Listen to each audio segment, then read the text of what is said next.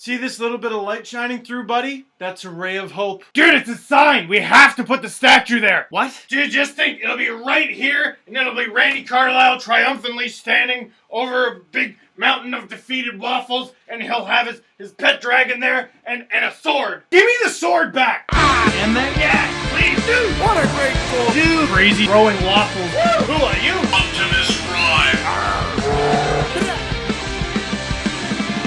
Leafs actually, wait, no. Randy Carlyle's Toronto Maple Leafs win 3-1 over the Montreal Canadiens. Ray of hope. So before I talk about the game, obviously got to talk about the coaching change. Ron Wilson fired, Randy Carlyle hired. All right, obviously a lot of emotion surrounding this. Some people very happy that Wilson's gone.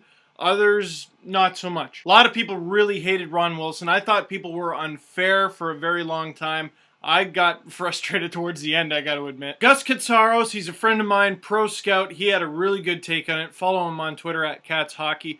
Figured Wilson wouldn't take the Leafs to the next level, but in transition from JFJ to Burke's regime, he was the right guy. Hashtag bad cop. Yes, I'll agree with that, and here's why. Even at the worst times this season, the Leafs were young and stinky, which isn't actually bad. The Oilers are young and stinky, and there's a lot of optimism there because they have some budding stars. When Ron Wilson first came on board, the Leafs were old and stinky. That's a horrible position to be in because you stink, and in all likelihood, you're not going to get much better than you are, whereas when you're young and stinky, hey, opportunity to improve. The problem I have is that this is a young team now, building for the future, and meanwhile players are saying, well, Ron doesn't talk to us. I certainly won't be nominated for the Jack Adams anytime soon, so maybe I don't know what I'm talking about, but I don't think you can have a team this young and not talk to them. Dion Phaneuf's a young guy. He's learning to be a leader. He's got to be a leader in the locker room, but you can't just count on him to be Mark Messier and pin people up against a wall when they're struggling. Having a coach like Ron Wilson not talk to a team this young is like having a teacher that doesn't talk to their students. They'll pass on their natural talents and wits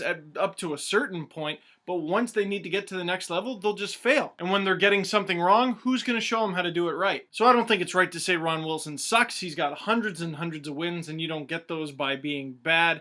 I just think his time was up, and he's not the right fit. And I think what a lot of fans got frustrated with, especially towards the end, is it became more and more apparent that he wasn't the right fit. Beginning of the season, they're winning. You're like, all right, maybe he is. And obviously they've had injuries, and Reimer was stellar right up until that Brian Gionta concussion.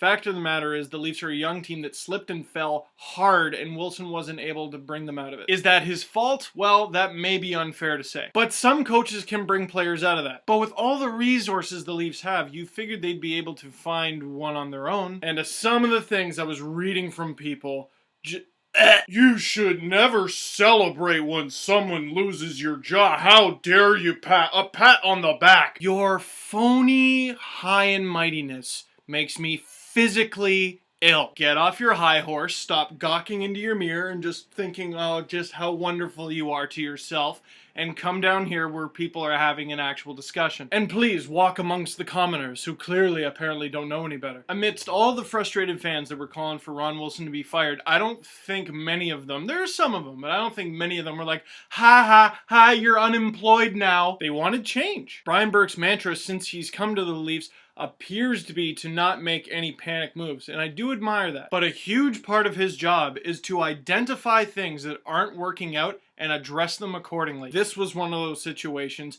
and unfortunately, he had to fire his friend. Which, even if you hated Wilson or you hate the Leafs, you hate Burke, you hate the fact that he basically gave him a severance package with that one-year extension, how can you not, at least a little part of you, feel bad? I hate that Burke handed out an extension 2 months ago and has now fired the guy, but I still feel bad. But Wilson's been fired before, and with his track record, unless he doesn't want to coach anymore, he will coach again. Now, in walks Randy Carlyle to the Leafs dressing room, and he can show off his cup ring and be like, shut up, stupid, whenever someone's getting out of line. Which, unfortunately, despite his track record, Ron Wilson did not have. And again, for a young team, getting back to that whole teacher-student thing, it's like a teacher going, here is the finished product. It's like auto class or shop class or something. He's like, here's an engine, and see, it works. works. Now, I helped build this, so if you're interested in making one of your own, listen to me because I can teach you. He can always go, look, this is proof that I at least sort of know what I'm talking about in the worst of times. And let's not forget, though, a huge reason why Randy Carlyle is the current coach of the Leafs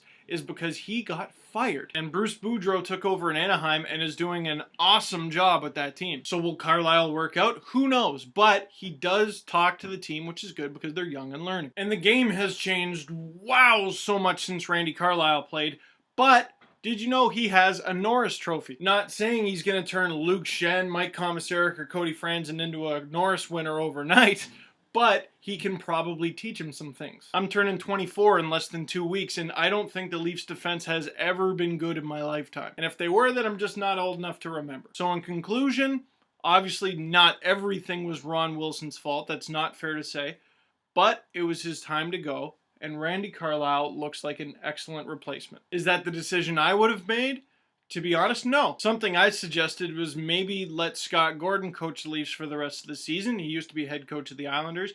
And then maybe Dallas Eakins next season. The Marlies would go through hell and back for Eakins. They love him. And here's the problem with that, and Burke pointed this out. Dallas Eakins has never been head coach for an AHL playoff game. And for an NHL team that you want to not only make the playoffs, but excel, that's a problem. So like everyone else on the Marlies, they're going to keep developing Eakins and see what happens. Will they lose him to another team? It's possible, but unfortunately, that's the risk you got to take. Now, the game really shortly. The defense, but most importantly, Gustafsson looked horrified right from the opening faceoff. Gustafsson in particular played way too deep in his net and was just flailing and just all over the place. And if you rewatch the first goal, it's a mess. I mean, Pacioretty's almost at the point and Gustafsson's right up against the goalpost. But luckily, Fratton with an amazing shot to get the Leafs on the board. MacArthur sets up Grabowski for an excellent pass, and no Hab has Grabowski even on their radar. And then final minute, Fratton and Grabowski connect again, and that's all she wrote. 3-1 win for the Leafs and Randy Carlyle. And it's something that we've kind of forgot because the Habs have killed the Leafs recently. And that thing they forgot is that the Habs defense is not very good. It still wasn't great when they had Hal Gill, and it's even worse now. 42-22 the shots for the Leafs. I didn't think their shot quality was great, so the Habs defense did a good job in kind of controlling that in a way, I suppose, but not a very good core. And very important to note, the Leafs didn't go, no, when they got down 1-0, as they have often lately. Now, I'm not saying, hey, it's the result of the new bench boss. He's really rallying the troops there and they're getting the job done. Of course not, but he had out a board and was showing the team, all right, here's how you do things, and talking to them. And communication with a young team, and you know what, I'm going to change it, with any team is key. In fact, it's what separates humans from a lot of living creatures on this planet, is we talk to each other, we converse with our face and mouth. Utilize that skill. So wrapping it up, Randy Carlyle has his first win as the Toronto Maple Leafs head coach on the road in Montreal against an arch rival. That's a pretty intense thing to do. Now he's got the task of winning his first game on home ice against the Boston Bruins. Have fun with that. And there's a poll that's been up on stevedangle.com. Do you think Randy Carlyle was the right choice? Vote for that on the front page of stevedangle.com. I'll put a little link in the underbar. Also follow me on Twitter, like me on Facebook, click the like button on this video, share it amongst your friends and whatnot. And holy smokes, the Leafs actually won a game. That was interesting.